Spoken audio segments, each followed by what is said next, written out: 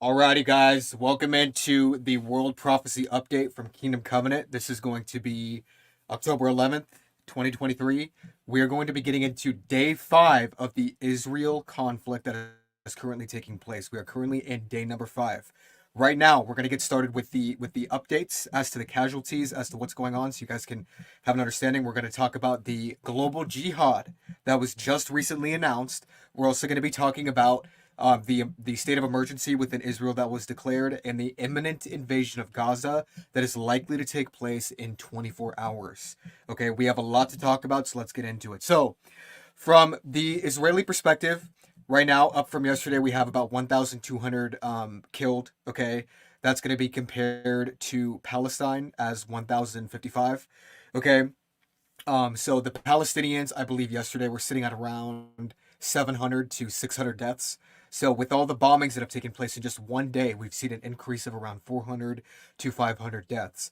Very, very sad, and these are civilian casualties. It is not good news. Okay, in terms of the wounded, we have at least 3,007 of the Israelites that were wounded in this conflict, and Palestine, 5,184. Okay, at least 130 of those actually occupy the West Bank. So 23 Palestinians that are in the West Bank now have been killed, and 130 of them have been wounded. So this is really bad news. I have brought my brother Ashton Murray from Ashton Murray Ministries onto the channel with us today. Ashton, how are you doing? I'm doing good. Good evening, everyone. My name is Ashton Murray. I ran for the Texas State Senate in San Antonio, and I am on YouTube at Ashton Murray Ministries. It's a blessing to be here. Thank you, Jericho. Thanks for coming on, buddy.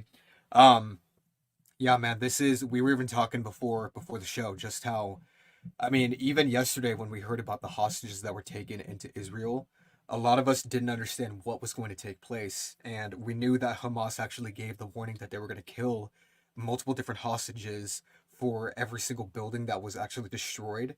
And now, having a days looking back, looking into the conflict, we actually see that, many babies have actually been executed.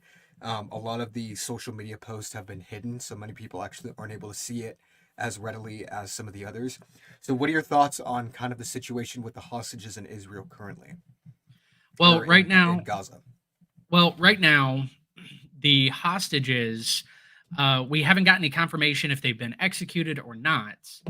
But again, I don't really know Israel's strategy or tactics on how they deal with hostage negotiations. But in the United States, they don't negotiate with hostage situations. They send in special forces, and we already know that the Biden administration has also authorized the use of special forces. Right, right. Yeah, and obviously we're going to be talking about this. We're going to get into kind of everything that's going on. We're going to get into the jihad that was recently announced, guys, which, like, this is literally the beginning of a fourth crusade, right? This is when you look back at history, when Jerusalem was on the table, and you had the Arabs and the Christians, there was crusades called to try to regain the Holy Land, and this is what Hamas has literally announced to try to bolster its war efforts. So let's go ahead and get into kind of what happened today, in the fifth day of the conflict. I'm gonna go ahead and pull this up for you guys so you can see it, and then Ashton, feel free to kind of give any commentary as we move into this. Let's get this out the way. Okay, so this is day 5 of the conflict. Okay, so the key events, obviously, is we know that Israel is still bombing Gaza, and within 24 hours, it is said that the invasion is going to begin. Okay, Israel has called up an unprecedented. I want you guys to realize that this is unprecedented. This is the most amount of reservists or military combatants in the IDF that has ever been enlisted. Okay, 300,000. Um, those have been what have been called up into the reservist force. The Palestinian Ministry of Foreign Affairs said Israel strikes since Saturday have destroyed more than 22,600 residential units and 10 health facilities. Okay, and they have damaged 48 schools. Now, obviously, this is not because Israel's the terrorist in this conflict. It's because the Hamas insurgents are actually hiding within the schools. They're hiding within the medical facilities. So Israel has no choice, right? It's either allow them to continually pillage and ransack your lands, or try to strike down the top Hamas officials, which we're going to see actually happen today as well. Okay. Um, Two members of Hamas's political office were killed in an airstrike. A Hamas official said these were the first senior Hamas members killed since Israel began their pounding of the enclave. So, whether you think it's good news or not, that's for you to decide. This is big, big news, guys. On Israel's northern border, everyone has been waiting for the north and looking towards the north to see if there's actually going to be an invasion by Hezbollah. Guys, literally hundreds of drones have encircled the north of Israel and have pushed in from the north. I mean, this is just insane. We're looking right here. On Israel's northern border, a salvo of rockets were fired from southern Lebanon towards Israel, prompting Israeli shelling in return. Three security sources have said. More shells, listen to this, were also launched from Syrian territory. So not only were there launches within Lebanon, which is Hezbollah, there is also military activity coming from Syria. So I mean, just imagine that if America was to get into a war with Canada, and then all of a sudden Mexico starts launching, rockets at the southern border, right? I mean, Ashton, what are your thoughts on that? Well, it's difficult to say because it's who actually fired these rockets, right? And that's what we've got to get to the bottom of. And in my opinion, some of these officials, U.S. officials, Israeli officials, are saying, "Well, let's figure that out later." I think we really need to kind of figure that out now, right? Who's doing this? Is this the Syrian Right. government? Is this the Lebanon government, or is this terrorist organizations? I think that's extremely important to understand. Who's actually doing this and who are funding these terrorists, or who's funding this government? Yeah, that's so interesting because literally you look at Iran, right? Essentially, I saw a report of Joe Biden essentially coming to the Iranian officials and basically trying to determine if they were responsible for this attack. And Right. what they called it is soft engagement. That's a really interesting term because essentially what they're saying is Iran is backing Hezbollah and Hamas, Right. basically saying we kiss the hands of those who perform these attacks, basically giving, pledging their service to it, but they're not actually, giving full scale allegiance to the attack. They're not saying, oh, we actually funded them. We know that's a lie. Okay, Of Iran has had course. their hands within Hamas and Hezbollah. Whatever happened, in the beginning of this invasion, clearly was Iran's involvement. I mean, am I Right. right? No, Right. absolutely. But and not just me, but I think many people want to know what America's involvement is in this, right? We know that Joe Yep. Biden just gave the Iranians $6 billion, but we also have heard rumors, this hasn't been confirmed yet, that America gave $400 million to Hamas. Ooh, that's big news. So What are your thoughts on again, that? those are rumors. It wouldn't surprise me. We've been doing this since the beginning. We have been funding Al Qaeda. We've funded the Taliban. We have funded Hamas, ISIS, not necessarily directly, but most of the time indirectly. And that's kind of a Yeah. problem. We have contributed to this problem and to this boiling point. Right. Yeah. I mean, obviously, you can't. America is definitely not the head anymore. It's definitely turning into the tail, especially with everything that's going on. Now, yesterday in the live stream, we talked about how America is actually coming up with, it's bringing a carrier in with, I think, five other cruisers and destroyers with material, with aid, but they're also coming in as a show force. Now, I believe that they just were stationed and are coming into the Mediterranean as of today and will probably be there by tomorrow. So that's great news. They're showing force. So they're basically saying, look, we stand with Israel. So no matter what you believe about the current president and the current administration, they are supporting Israel, which is definitely, a time like this is what's needed. Okay. Um, but I want us to move into basically what's happening with this call for jihad. So you brought this up to me, brother. Do you want to go ahead and explain the Hamas's kind of insurgents essentially calling for this holy war within this time? Absolutely. So this is some really breaking news, and this is something that I urge your viewers and anybody who can prepare yourself, because Hamas has stated that they want all Islamic groups to commit terrorist attacks on Friday all across the world.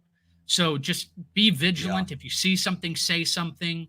Um, protect yourself and your family at all cost. Right. That's big news. And again, I was talking to my brother-in-law who is Palestinian, and I asked him that question because he's Palestinian. He knows these things. Of course, he's a born again Christian, loves Jesus Christ, is not for the atrocities that Hamas has done. But he said something that really resonated. He said, if it's just people like my family who want to work, who love their families, you're not going to see any terrorist attacks. But if there are sleeper cells coming through the southern border, we live in San Antonio, so we know much about that. Right. Then you're definitely going to see some issues. Right. Yeah, I want us to look at the actual declaration. So I have an article up here from the Daily Signal. Let's go ahead and get it up. This is going to be the actual declaration that was sent out into the Arab world. So let's read it. So Hamas issued a declaration of general mobilization. That's what they called it, but we know right here that term, that's jihad. Okay, they're calling for war against the Israelites by the use of Islam. So they called for a declaration of general mobilization in what an expert warned was an unambiguous call to arms after Israel declared war following the Hamas's incursion Saturday that killed more than 900 Israelis. So they called, this is a direct quote, it's a call to our Palestinian people, the masses of the Arab and Islamic world, and the free people worldwide. The statement reads, as translated by the Middle East Media Research Institute, we declare that next Friday, the Friday of the Al-Aqsa flood, as they are calling it, is this day of general mobilization.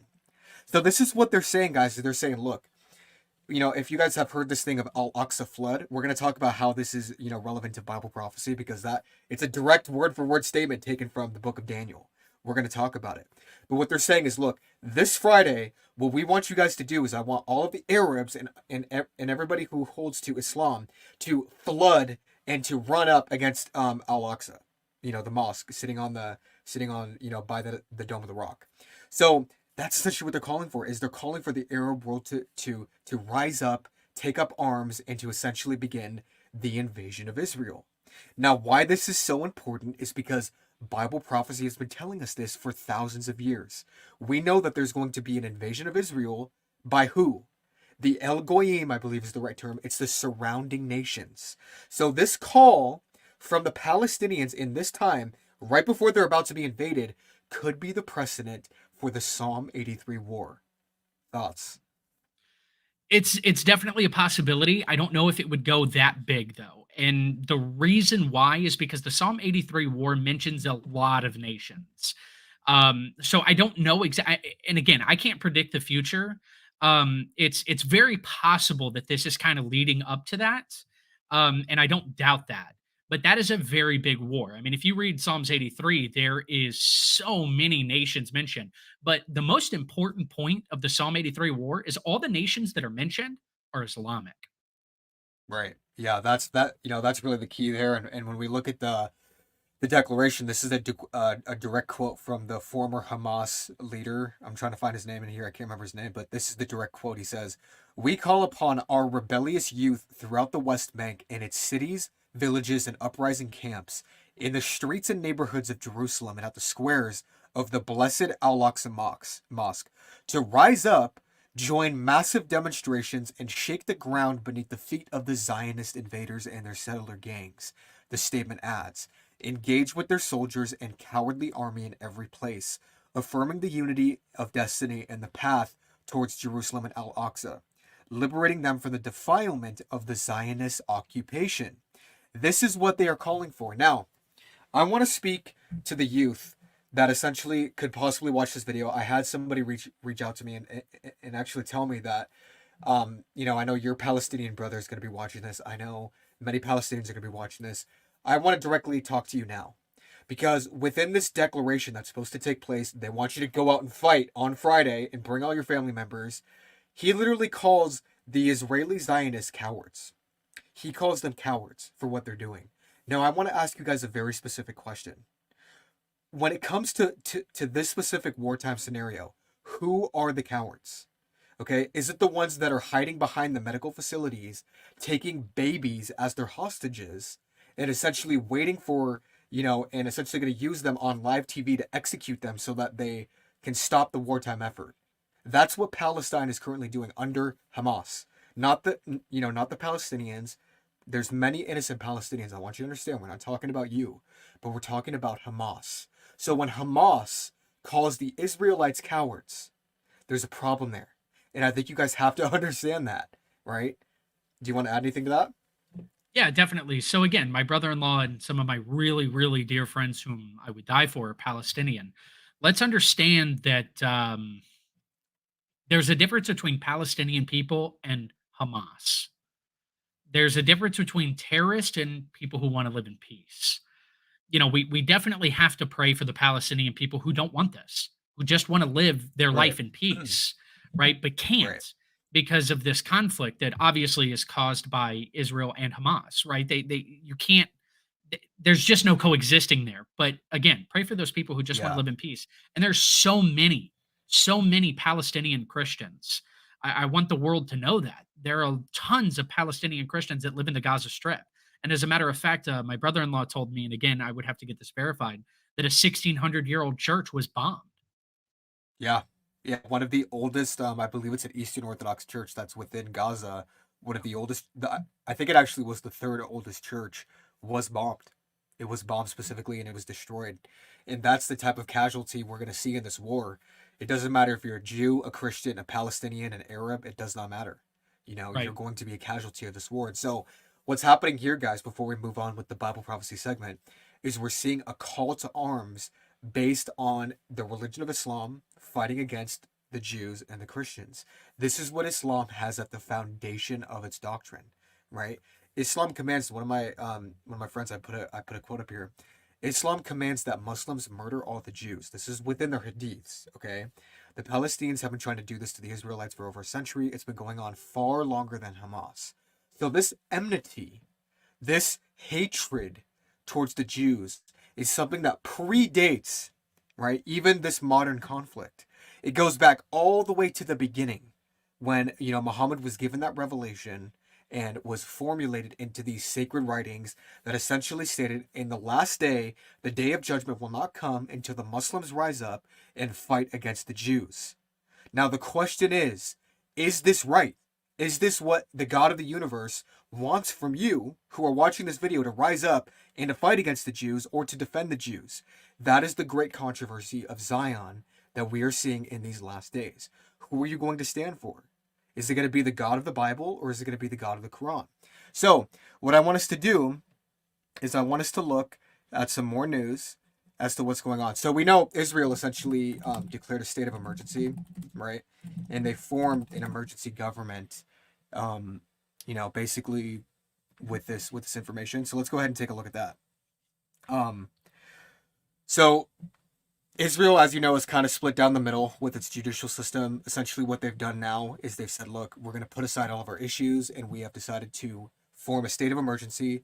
And they said, this new government that's, brings in Antony Blinken, all of the government party members, they're together in a cabinet, and they're not going to make any judicial decisions. They're only going to focus on the wartime efforts. Okay, so let's take a look at what's going on there. So, Israel Prime Minister Benjamin Netanyahu forged an emergency government on Wednesday to direct war against Hamas, and his defense minister vowed to wipe the Palestinian militant group off the face of the earth over its deadly weekend attack. Okay? They're going to give you some figures as to how many people have died. We've already spoke about this. In a joint statement, Netanyahu and former defense chief and centrist opposition party leader Benny Gantz, he's a big name within the Israeli government, said that they have agreed to form an emergency government compromising the two leaders and defense minister Yoav Gallant. Okay? Netanyahu later said in televised remarks that they have put aside their differences because the fate of our state is on the line, as you would expect. Okay, so do you want to give your thoughts on this?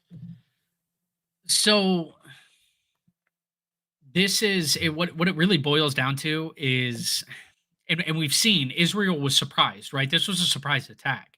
And this is why so many conspiracy theories have kind of formed, right? And we don't have to get into those, but we have to ask the question, uh, we have to pray. Can Israel actually Yeah, handle this? yeah, Right? yeah, But here's the thing too that I kind of want to note, right? Israel isn't perfect in this either, right? And nothing against Israel or the Jewish people. But Mhm. they've done things just like any government has done things that shouldn't be done, right? So it's like for example, a couple of months ago in their parliament, they were trying to have people arrested for preaching the name of Jesus Christ, right? Right. Yeah. But right now they're focusing on we've got to destroy Hamas. We've got to come together and not fight about any of that. We got to come together Mhm. and destroy Hamas, not just for Israel's sake, but for the world's sake. For the world's sake. And I Yeah. think that this is the Yeah. right decision by Prime Minister Benjamin Netanyahu. I really do. I think so too. I think so too. And it's, it's interesting because like it would be a similar situation as like the Republican Party and the Democratic Party coming together and saying, Right. look, we're just going to form together. We're going to form against the common enemy. I think Israel is making a right decision. And I think Right. moving forward, this is going to lead to a stronger Israeli government that's going to be able to fight off whatever's going to come. Now, let's go ahead and Absolutely. move to the live war map. We're going to look at exactly what happened on day 5, so you guys can kind of get a taste of what's going on. So let's get this up here. This is going to be the live war map, and we're going to explain a lot of what this means so you guys can see what's essentially happening now and in the past 24 hours. So what I want us to do is I want us to look at the north. So the north is what we've been looking on. This is they actually don't put, you can see Lebanon's right here where the blue kind of trumpet is. And the north is where all of these different markers are going to be, the border with the Lebanese. Now, here's what's crazy is 8 hours ago, or I believe it's probably 10 hours from now, um, there were early reports indicated that dozens of drones launched from Lebanon and Israel. So if we're looking here on the map, you're going to see all of the drones that were spotted. They're actually marked individually. So we're seeing roughly around 100 to 150 drones came over the north and began attacking Israel. Okay, they were launched. So if this is not the beginning of some form of invasion or some form of military incursion, I don't know what is. I don't know what is. So, what we're seeing is just everybody's saying that Hezbollah is saying, "Oh, we're not going to invade," but they literally poured hundreds of drones, attack drones, over the border, literally these past couple hours. Right. Do you think, in your kind of analysis of the situation, that there's going to be an invasion from the north in the next coming days? That depends. It depends on what happens. It depends on how Israel responds to Gaza, right? It depends on how America shows its force, right? Because the only reason that Lebanon is allowing this to happen in any way, shape, or form is because they're seeing Israel as kind of weak right now, because they definitely would not have the guts to do this by Yeah, themselves, yeah, without a yeah. doubt. They just wouldn't have the guts because they know that Israel would wipe them off the face of the globe, right?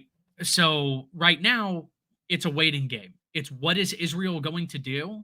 And pardon my French, but Israel's pissed and they're going Oh, to deliver yeah. on it. Yeah, what's that statement that Benjamin Netanyahu said? He said, I'm trying to remember exactly what it was. He said, and he actually made a statement towards the Israelites, not the one where he was declaring war, but there was another one that came out that essentially said, we're in this for the long run. We're in this for a while.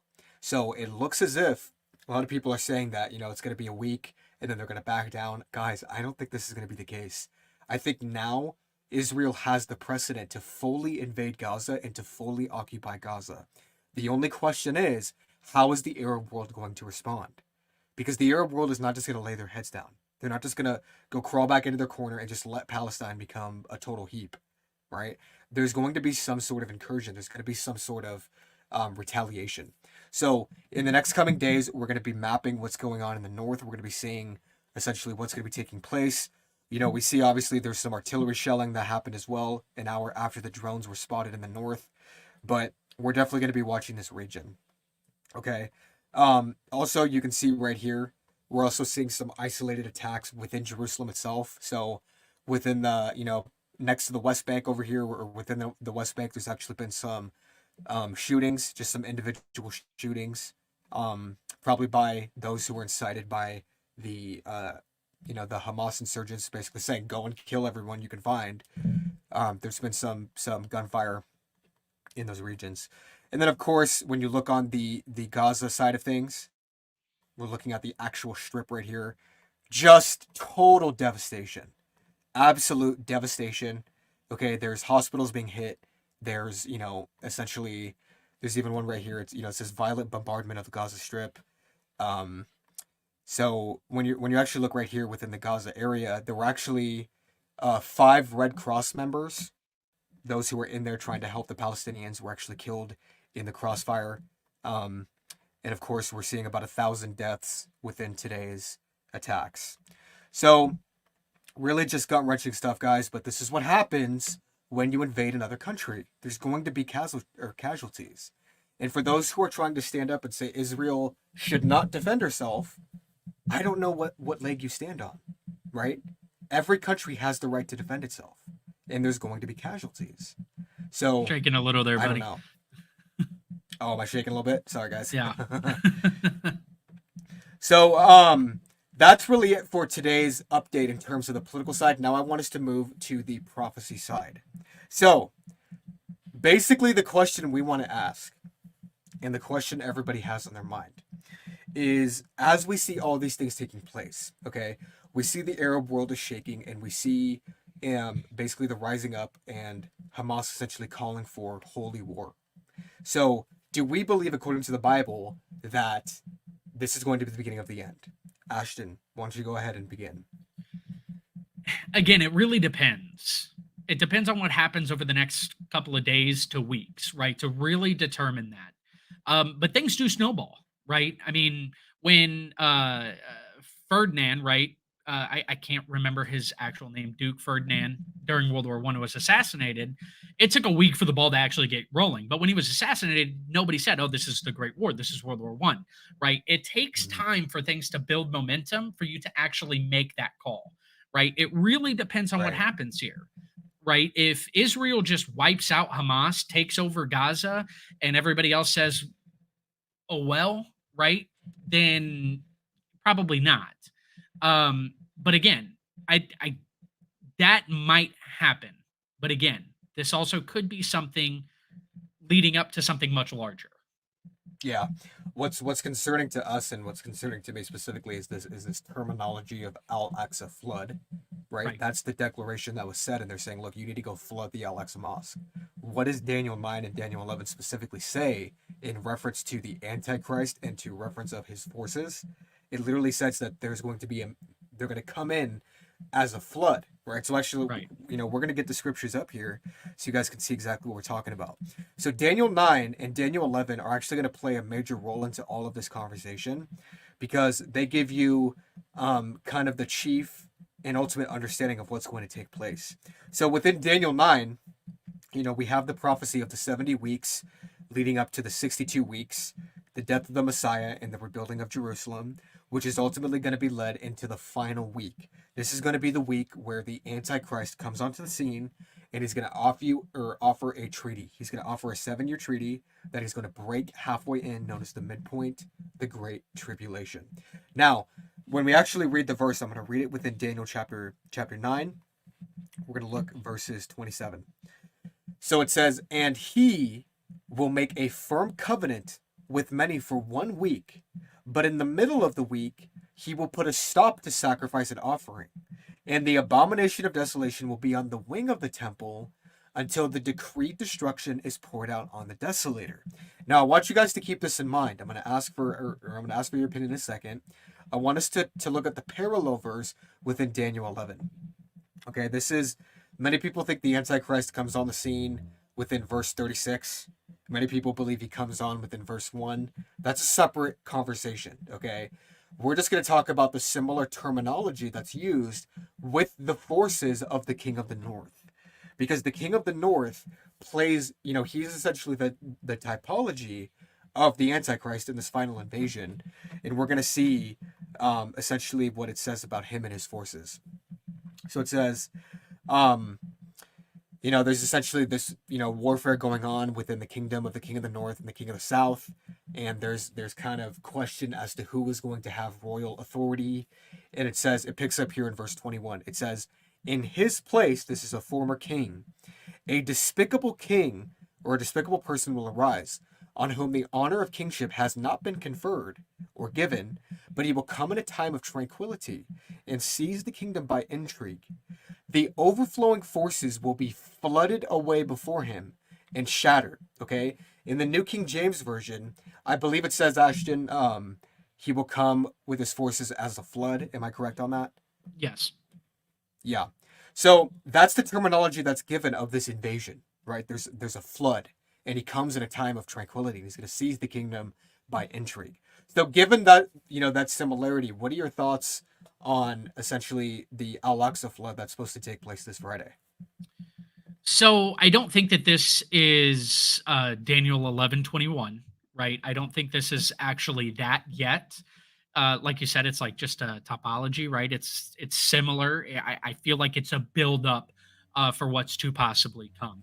Because here's my humble opinion, right? Hamas alone cannot take on Israel. It it just can't. Yeah, There's absolutely, no way. absolutely. Okay, you're Yeah, gonna have to yeah, have other nations who not just send funds, but literally send their troops and their military equipment along as well. So I don't yeah. think that we're here just yet, but I think it's kind of like a hey, wake up, it's coming. Yeah, I mean, honestly, I'm right there with you. You know what I mean? There's much debate as to when Daniel 11 takes place. We're not really going to be talking about that. We just wanted to show the similar language, right? There's even reference back to Daniel 9, or I believe it's either Daniel 8, that talks about the people of the prince to come.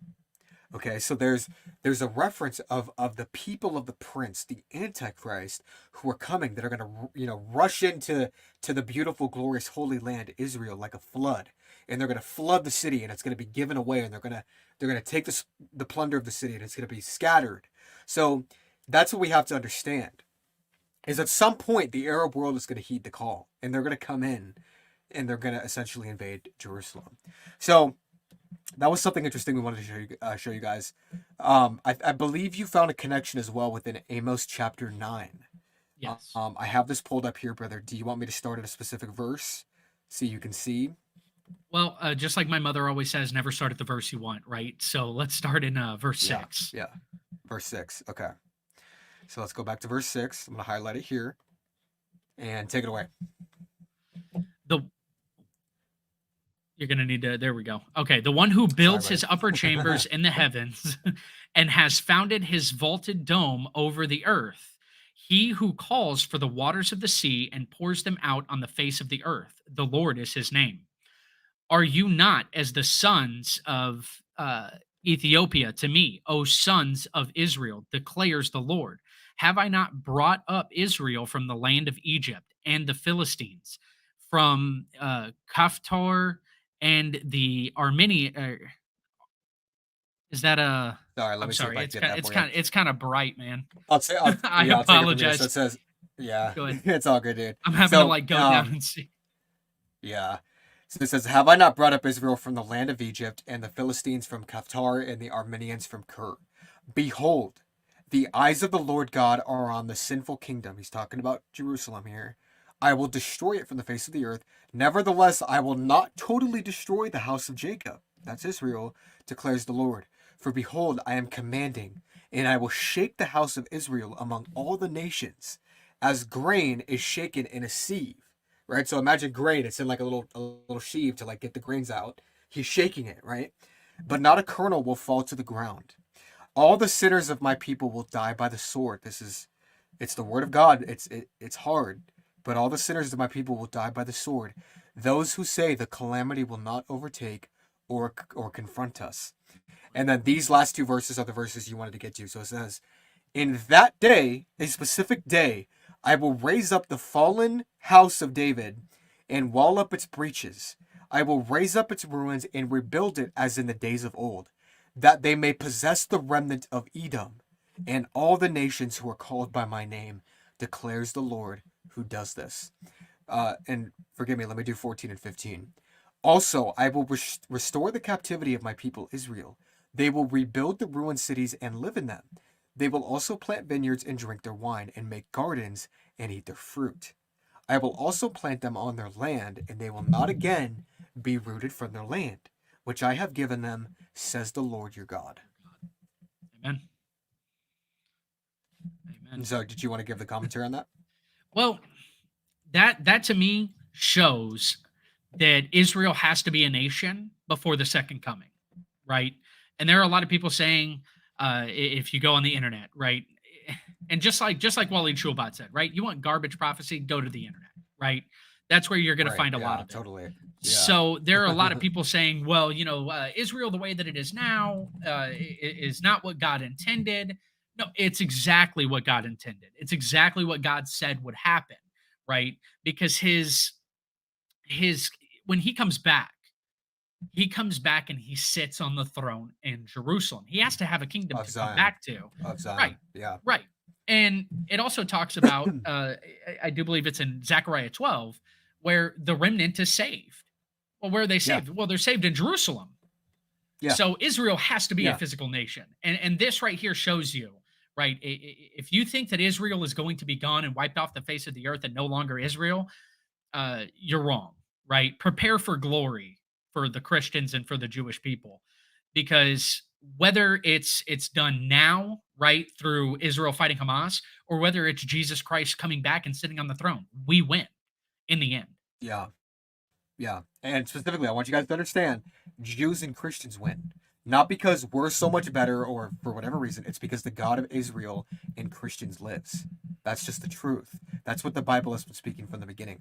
Now, before we move on to Zechariah 12, where we expand on this, go ahead and ask your questions below. Okay, we're going to move into that after the prophecy segment. Go ahead and put a Q so I can know that it's a question. We'll save it.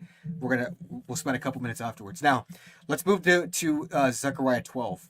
Okay, because that one is going to shed a lot of light into this information. Okay, so as you said, Ashton, obviously Israel has to be regathered as a nation before the second coming occurs. There has to be this invasion. Now, watch the specific prophecy that the Lord gives in reference to this invasion that's coming. So Zechariah 12, he says, "This is the word of the Lord concerning Israel." Okay, thus declares the Lord, who stretches out the heavens, lays the foundation of the earth, and forms the spirit of man within him. Really, really quick, I want you to understand, what is God doing here? He's saying, guys, I'm setting up this stage and I'm saying, look towards me who created the heavens, who created humanity, and who lays the foundation of the earth. So whatever this God says is going to happen next is based on his authority. He is the only authority. So you need to listen to what he's going to say next. He says right here, I'm going to highlight it in blue. "Behold, I am going to make Jerusalem a cup that causes reeling to all the peoples around it. And when the siege is against Jerusalem, it will also be against Judah." This is going to be Jerusalem, this is going to be kind of the middle provinces of Israel, okay? "It will come about in that day that I will make Jerusalem a heavy stone for all peoples. All who lift it will be severely injured, and all the nations of the earth will be gathered against it." Okay? "In that day, declares the Lord, I will strike every horse with bewilderment, and his rider with madness. But I will watch over the house of Judah, while I strike every horse of the people with blindness. Then the clans of Judah will say in their heart, a strong support for us from the inhabitants of Jerusalem comes from the Lord of hosts, the God of Israel." So whose side is the God of Israel on? Is he on those nations that are coming in? Guys, no. He's literally saying all of the war instruments, all of the horses, all of the swords, all of the men, I'm going to strike them in front of my people, and my people are going to recognize that the God of Israel is protecting them. That's the key here, right? Do you have anything to add to that, brother? So it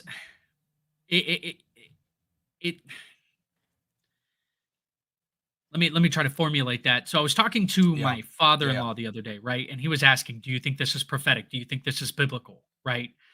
And it's really hard to say, "Yes, this is prophetic," when you're in it, right? We kind of have to wait for it to pass and see what develops, right? But this is exactly how it will end, right? This is telling Right. you what's Yeah. going to happen at the very end. You have the Jewish people who are going to be gathered in Jerusalem, and then the Lord is going to be on the side of Israel. He's going to protect Yeah. Israel Hmm. at all cost. That's it. Yeah. God is not going to protect all these other nations, right? They've made Mhm. their bed in it. Now they're going to lie in it. They're gonna lie in it. Yeah, and I just want to clarify to everyone on the chat. Obviously, we're not saying that this is the or like Zechariah 12 is happening now. We Right. believe that the final chastisement's coming. We believe the day of Jacob's trouble's coming. But this is what we're essentially going to be looking for. So God is going to come back and save His people. Now, when we go back to Zechariah 12 as well, there's even more to the verse that gives us more insight. He says, in that day, in verse 6, I will make the clans of Judah like a fire pot among pieces of wood and a flaming torch among sheaves. So they will consume on the right hand and on the left all the surrounding peoples, while the inhabitants of Jerusalem again dwell on their own sites in Jerusalem. And the Lord will also save the tents of Judah first, so that the glory of the house of David and the glory of the inhabitants of Jerusalem will not be magnified above Judah. In that day, the Lord will defend the inhabitants of Jerusalem. Now, there is a wicked, and I say this honestly without respect. There is a wicked counter prophecy within the religion of Islam that seeks to magnify itself above this prophecy. And what it does is it essentially says this. It says that the Muslims, before the day of judgment is going to take place, are going to be incited to come against Jerusalem and to fight this man within Jerusalem who is called the Dajjal. Okay, the Dajjal is basically Islam's version of the Antichrist. He is literally known as the false Messiah. So essentially, what's going to happen is this Dajjal is going to claim to be the god of the world. He's going to have a mountain full of bread, water pouring out of him and water, stuff like that. And he's going to come to everyone and say, look, I'm your God, follow me. He's going to do this to the Jews. The Jews are going to follow him. And what do the Muslims say are going to happen? They literally say that the Arab nations are going to rise up under their own specific leader. We'll talk about him later. He's known as, the 12th Imam, the Mahdi. And they're going to come up and fight Dajjal and destroy Jerusalem and take it for the Muslims. Now, I want you to contrast that with this prophecy we just read here. I want you to contrast that. If the God of the universe gave this prophecy in the beginning, and then he changes it later on with Islam, there's a problem there. What that means is that one is wrong and one is incorrect. Or sorry, I literally just said that. One is right and one is wrong, right? That's essentially what we need to understand. So when we read this prophecy, that's essentially what the dichotomy is, right? When he says right here, so I'm going to make Judah like a fire pot among pieces of wood and a flaming torch among sheaves. So they will consume on the right hand and on the left. So it's almost like he's saying, look, all of the Arab states like Iran, like, Jordan, like Gaza, they're going to be like wood. And Israel is going to be like a fire. And they're just going to consume to the left, to the right, to the north, to the south. And it's because I, the Lord, am going to fight for them, not Right. against them in the day of judgment. That's the key. So I pray anybody who is in this chat who is, essentially believes in this Islamic deception. It's deception. That's what it is. What does the Bible say? Come out of her, my people, lest you share in her sins, lest you share in her revilings. Right? Do you have anything to say to that? Yeah, definitely. So my brother-in-law, who was a former Muslim, now believer in Christ, has been kind of studying Islamic eschatology. And guys, it fits just like a puzzle piece. It's Yeah. the exact opposite of what the God of the Bible says, right? It's the exact opposite. That Islam, they're the chosen ones. It's not the Jewish ones. The Quran tells you to kill Jewish people and that they're of the devil, and it's the complete opposite in the Bible. But my main thing is, if there are people who are Muslim in the chat, understand this. Some of the arguments that some of the Islamic professors and theologians have is that Christ never said he was God. Well, that's just simply Yeah. not true. And you can talk to my Yeah. brother-in-law about that. That's the exact reason they crucified Christ, is because Yeah. he claimed to be God, right? Right. And Yeah. there's just so many reasons as to why you should look into Islam and the Quran and the history of it. And there is Yeah. more historical evidence for Jesus Christ, who lived 600 years before Muhammad. So again, Yeah. I just urge you, if you're Muslim, to do your research. Yeah, I mean, even taking, let's even take the Christian argument out of this. And for some reason, I feel led to just keep speaking to those who are in the chat who are Muslim, because when you even look at the Old Testament prophecies, so we're just going to take out the New Testament, which I don't believe we have to, but for your sake, let's just look at the Jewish scriptures and what they said before Christianity came on the scene. What does Habakkuk 3 say? What does Psalm, I believe it's 98, I can't remember which one specifically. What does, the book of Exodus essentially say? It says that in the end, God is going to come down in the form of a man and he's going to, essentially defend his people.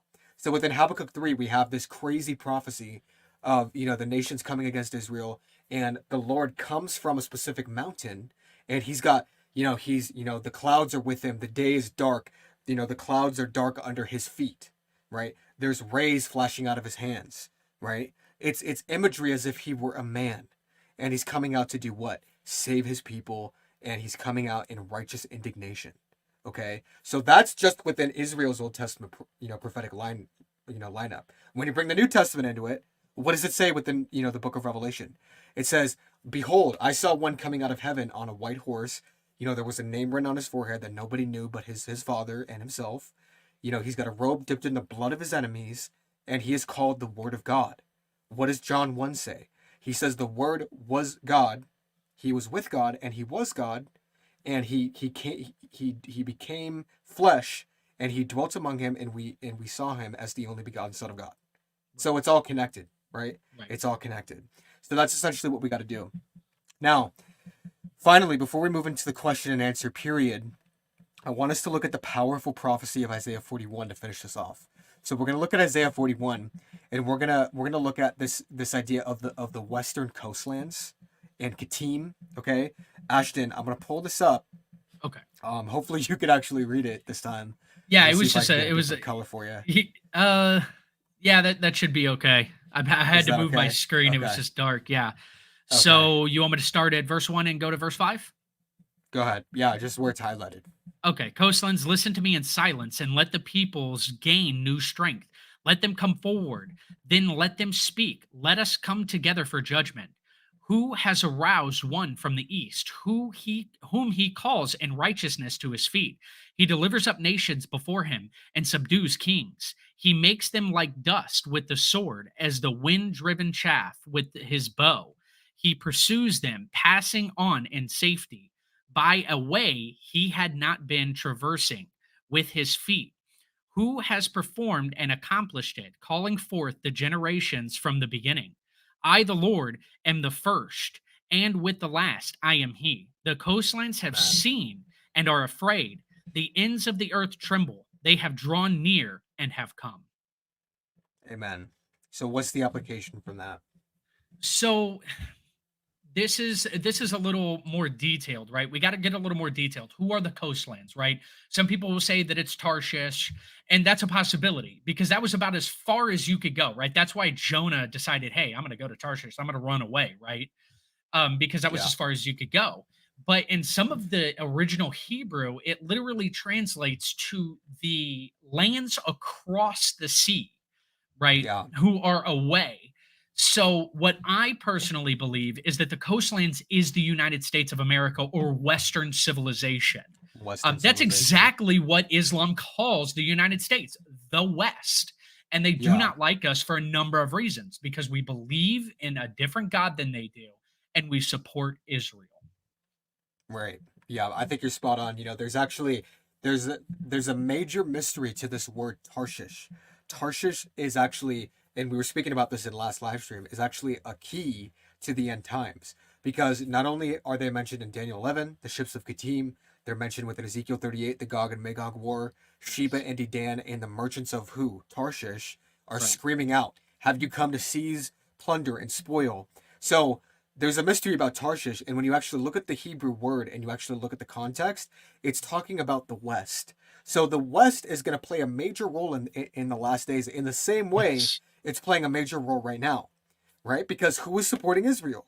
It's the West, and you can best believe that if America did not get its booty out here with its, its warships and its, Right. carriers to show a strong hand and to say, Iran, if you're like if you join this and you invade, we're right here, buddy. We're gonna Right. send our attack helicopters. We're gonna come down and freaking Desert Storm you 2.0, right? Right. That Right. that's what they're gonna do. So, but if America was not in the picture, Israel would have been absolutely destroyed by now. Absolutely destroyed. Israel would have been So destroyed a long time ago. long time ago, even in 1948, because even in the first year that Israel came back as a nation, the Arab states invaded within 1948. So before we enter into the Q&A, I saw a very interesting connection.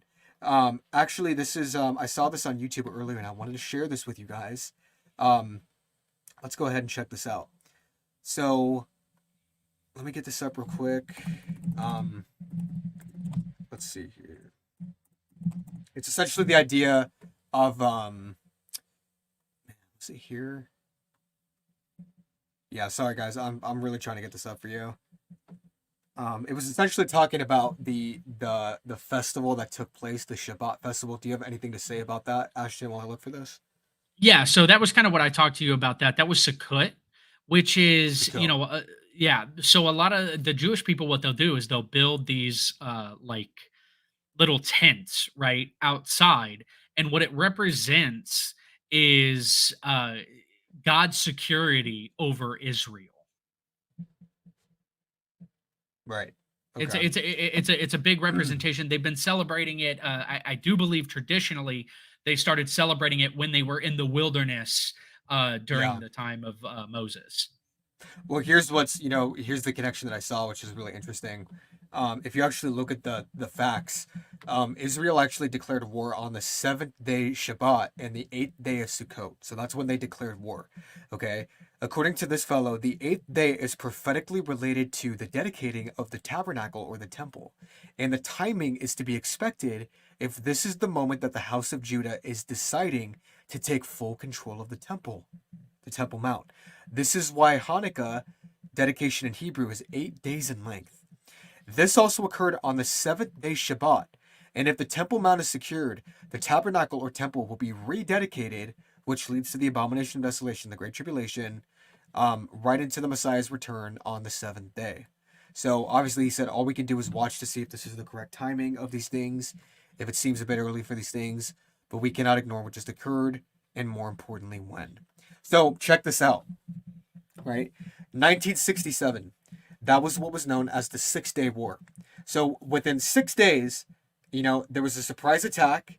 All the Arab states came against Israel, and within 6 days, they were fully repulsed, and Israel gained the West Bank. They actually were victorious and gained more territory. They even gained the Sinai Peninsula, which they had to give back.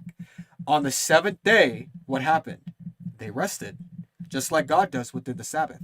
So now you look at what happens here. What this guy's saying is, look, what happened is they had their 50 years after Israel, after 1967, is this year. So that's when they were surprise attacked again, exactly 50 years on the same holiday that happened before. So what they're saying is within 7 days of this prophecy taking place, we could possibly see the retaking of the Temple Mount. That's essentially what the idea is. So we don't know. That's just a piece of information I wanted to give you guys. You know what I mean? But it's definitely something to consider, Definitely. considering the fact that it's highly prophetic every time one of these war events happens. Oh, of course. Okay? So let's go ahead and move into the question answer period. I believe we have 11 questions that should take us throughout the rest of the night. Okay. So I hope you guys enjoyed this update. We're going to be doing possibly daily updates. I still work full time, so I'm going to try to get it all done. You know what I mean? We work full time, but let's check this out. So our first question comes from Corley Owens Miller. She says, I have another question. Does the Antichrist slaughter the first sacrifice or the last? Is there a scripture that says how the Antichrist is identified? That's a great Why question. don't you go ahead and take that?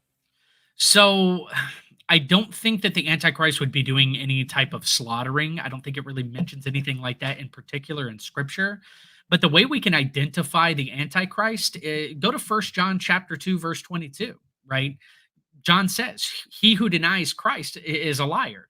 He who denies the Father and the Son, he is Antichrist. So the spirit of Antichrist has been here for a long time, right?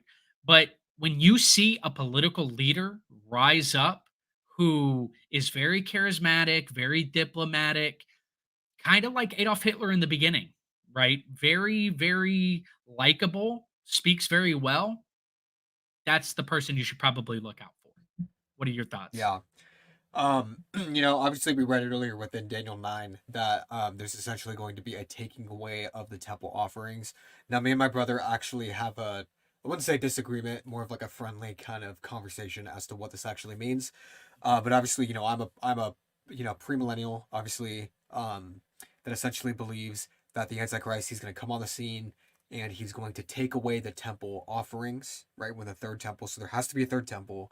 There's going to be a period of time when the Jews are giving their temple sacrifices. He's going to cease those. So I think that's what you meant by slaughter. He's not going to actually be slaughtering the animals, but he's going to be ceasing that offering, and he's going to put in its place the abomination of desolation, which ultimately is himself. Because you look at First Thessalonians chapter 2, it talks about that not only is the abomination of desolation a specific image that is bowed down in worship, but it's also him sitting in the temple proclaiming himself to be God. Okay, so there's a mystery there. There's a dichotomy there. We're not there yet, but we're getting really, really close. The hour is late. Okay. Um, let's go ahead and check out some more questions. So let's go ahead and get rid of this one. This guy says, countries that do not belong or participating in the Bank of England. Actually, I don't want to get into this one. This isn't a question, actually. This guy says, Miguel Gabriel, you said something related to a Buddha statue at the rave the people were having. It has haunted me since then. Maybe you can explain further. Yeah, so Ashton, I don't know if you're aware of this, but I was speaking in my live yesterday that at that rave, which is in the southern region of Gaza, or sorry, of Israel, where the majority of the people were killed, where the majority of the Israelites were actually taken captive, there was actually a massive Buddha statue sitting up on the rave where people were kind of dancing around. Obviously there wasn't worship towards it, but there was like dancing and stuff like that.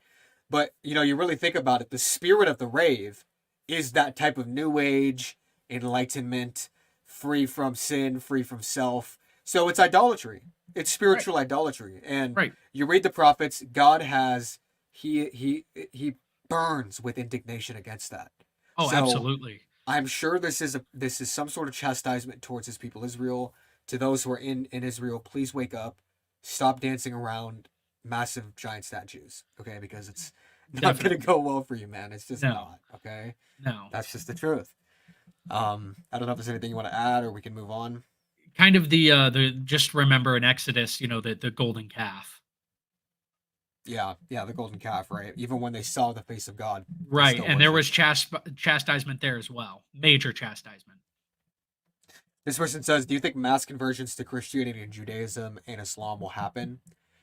Um, what are your thoughts on that, brother? Do you think all of this that's taking place is going to lead to conversion rates declining or increasing for each religion?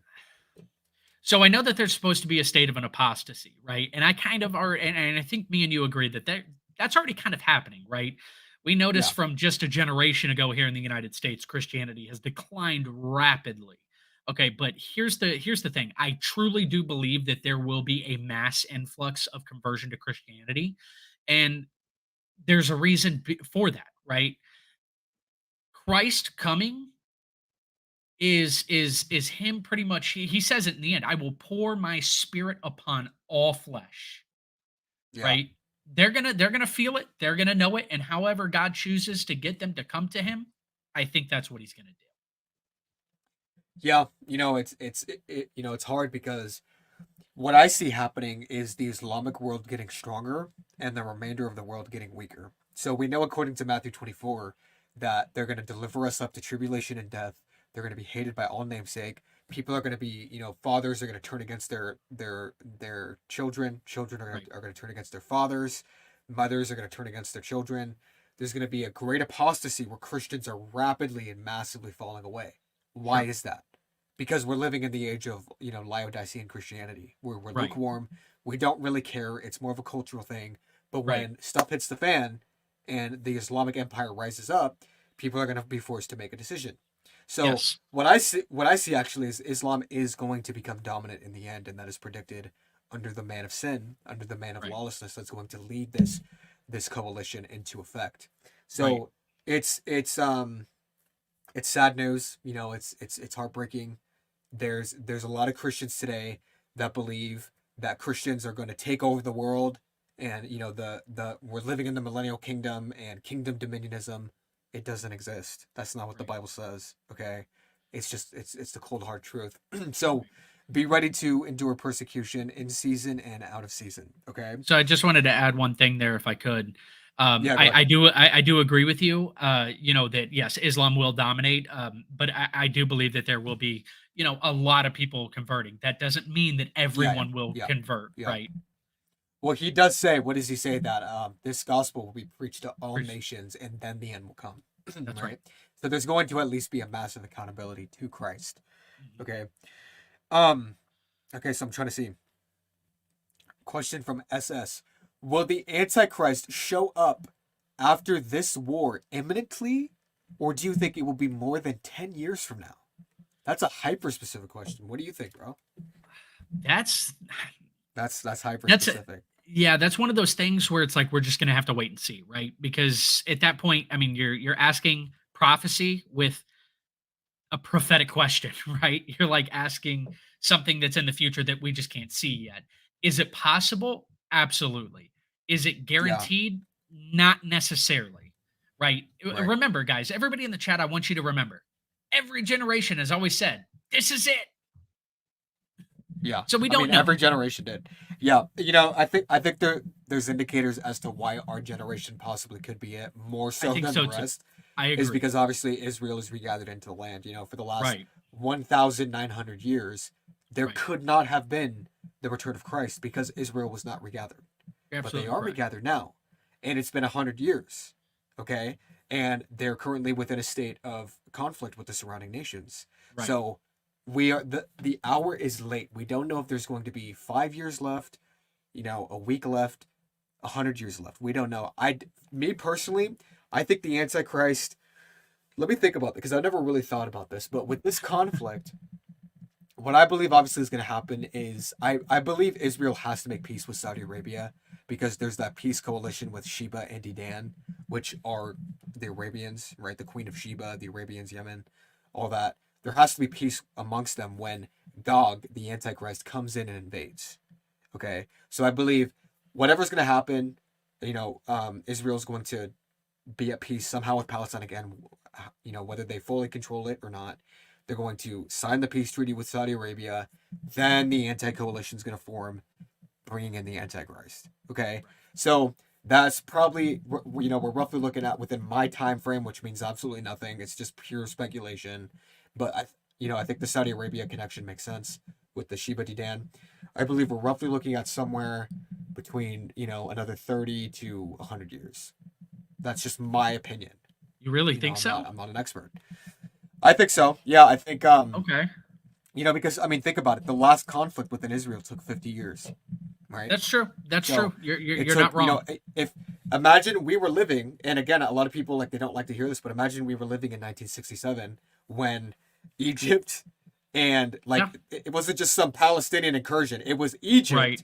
the Right. nation of Egypt, Jordan, and I can't remember who else actually in Lebanon invaded Israel to try to wipe her out. We would have been like, "It's here, guys. It's here." Yeah. But like Yeah. I said, like I said, you know what I mean? Yeah. So anyway, You, you, I don't you- want you're to. I not don't want wrong. to debate it. I Yeah. never really thought of that, but yeah, I mean that totally makes sense.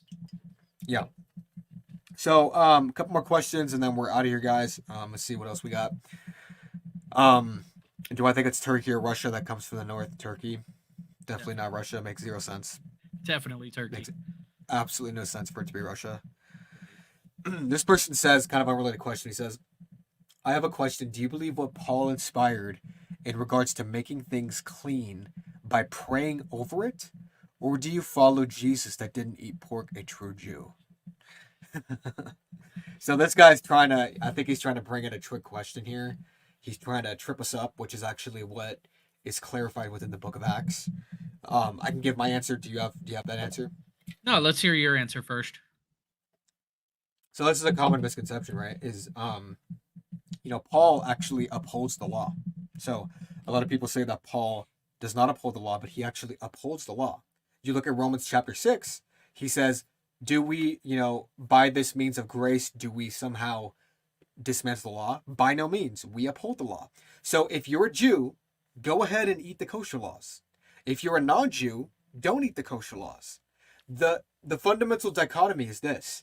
We are not under the law for justification of our sins, right? So Jesus, when he was eating the pork and stuff like that, he was maintaining the Jewish customs. But what did Jesus Christ say? I have not come to abolish the law, but to fulfill it. Who fulfills the law? It literally says within Ecclesiastes and within the Old Testament, no one is righteous, no, not one. Nobody, seeks God. Nobody has understanding. There was only one man who perfectly fulfilled the law, and that is Jesus Christ. So we obey not a law of works, not a law of, the former things that have passed away, but we fulfill the law of love and of the Spirit, right? Yeah. We are dead to the law, and we are alive to Christ. So that is Right. essentially what he talks about in Romans 6. Does that Definitely. make sense? I agree. Yeah. Okay, so a couple more questions. Let's do 2 more questions, guys, and we're out. 2 more questions, and we're done. Let's just see if we're getting anything else. Okay, somebody else just came in. Just a quick one right here. We won't count this one. Did you hear what happened to the Armenians in Nagorno-Karabakh or whatever? Yes. I did not. Explain for me. So just a few weeks before this happened, brother, and to everyone watching, Turkey and Azerbaijan actually invaded Armenia, and they invaded a swath of land known as the Nagorno-Karabakh or whatever. Okay, I did hear And about Armenian, that. it's primarily based with Armenian Christians. So there was actually a mass Armenian Christian genocide that took place. So even more evidence that we're living near to the time of global persecution. Right? Turkey doing what So Turkey does. They're gonna do what they're gonna do. They're Yeah. consolidating power. They're gonna do what they're gonna do. Yeah. Trying to find like a substantial question we can answer. Okay. Here's number 1. So we got 2 more. Here's number 1. Question. In Galatians 1, Paul rebukes Judaism. He explained why. Why don't Christians rebuke Judaism today? I can answer that. Perfect. Okay. So remember in Galatians who Paul is actually talking to, right? Paul is talking to the Gentiles. Okay. And the Jewish people who were believers were telling the Gentiles and not just the, the people of Galatia, right? Or the Galatians, but all over, right? Thessalonica. They were telling him constantly, you got to be circumcised. You can't eat pork. You got to do this. You got to do that. You got to do this. Yeah. Right. Yeah. But Jesus, and the way Paul explains it is Jesus, right, justified us, right? Justified, never sinned, right? And you have to understand that the Gentiles at that time did not have the law. It's why Jesus did not speak of certain things because the Jewish people already knew that. They knew the law, right? And then Paul comes in and talks to the Gentiles and he has to lay it down what we call Barney style, right? Simple for children because they don't have the law. They don't understand it. So when he rebukes them, he's saying, under the law, Jesus has made eating pork clean, right? Under the law, you don't have to be circumcised because that's not what saved you to begin with. It was circumcision of the heart. So he rebukes the Jewish people who are going to the Gentiles and constantly telling them that they have to do a certain way. They have to be this way. When in reality, when Jesus was crucified, we were under the letter of the law, but now we are now under the spirit of the law. We're under the spirit of the law. Yeah, he talks about in Jeremiah that new covenant he's gonna put on their hearts. You know what I mean? He's gonna literally take the old heart of stone, the law, take it out. He's gonna put in a heart of flesh by his spirit. Okay, that's we just believe what he says. Okay, one last question. One thing though, so there's a comment here I wanted us to answer. He says, or actually, hold on. People will either follow Paul or they will follow Jesus. Jesus didn't do what Christians are doing today. He left us examples to live by. That means don't lie. How many people lie? So this brother, I think, has fallen into a trap of believing that Paul was not an apostle and so therefore not believing in anything that Paul says. If you do not believe Paul is an apostle, how would we even answer that outside of Paul, right? I can answer that for you if See what you'd I'm saying? like. Please. I mean, here's the thing. Jesus' ministry was not to the Gentiles, right? What did Yeah. he tell the woman? Your time has not yet come, right? Then after Jesus' death and resurrection, Peter and Paul are sent to the Gentiles, right? Yeah. And you have to understand that there's a difference between Jewish people and the Gentiles. There's a major difference. So it's, yes, we follow Christ, who was a Jew who had to uphold the law, right? Which meant don't eat Yeah. pork, right? So he could fulfill the law. But Paul So was that he can also fulfill it. right, because if he didn't, then I mean, is he really fulfilling it? No, he's not. If he breaks Yeah. it, so we have to understand that yes, Paul is an apostle, but to the Gentiles. To the Gentiles, yeah. So, yeah, I mean, really, we'll just kind of leave it there. I wanted us to get to this question right here, and then we were out. So, so let's see here. It's funny, I totally had it and then I lost it. Somebody had a question about Gog and Magog in here. Did somebody have a question about Gog and Magog? If you do, go ahead and put it down below. Trying to see where it is. This guy says, what if I told you that yes, Jews were brought to Jerusalem, but the ones in power are influenced by the German... Oh yeah, this guy lost me. The minute I saw that, I'm lost. Sorry, bro. Okay, if I don't get a question in the next, 2 minutes, we're going to be out of here, guys.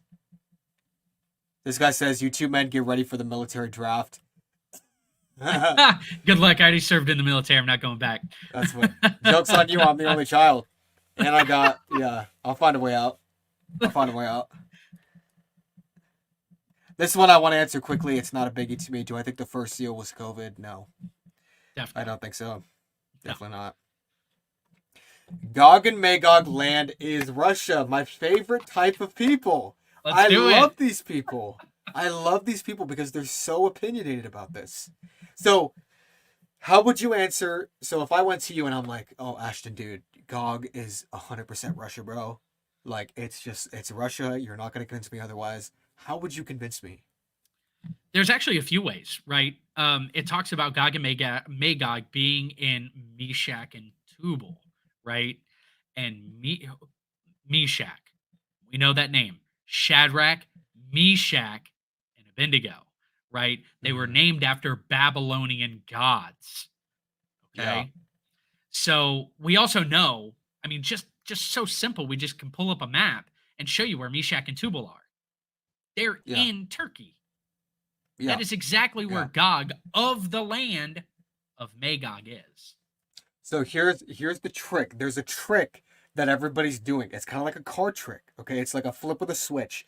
People are trying to do. So what I want you to, when you guys get off the stream, I want you to go to Ezekiel 38, and I want you to look at the table of nations. So you're gonna say, in some translations it'll say Rosh, it'll say Meshach and Tubal. Let's just not worry about those. I don't want you guys to worry about those yet.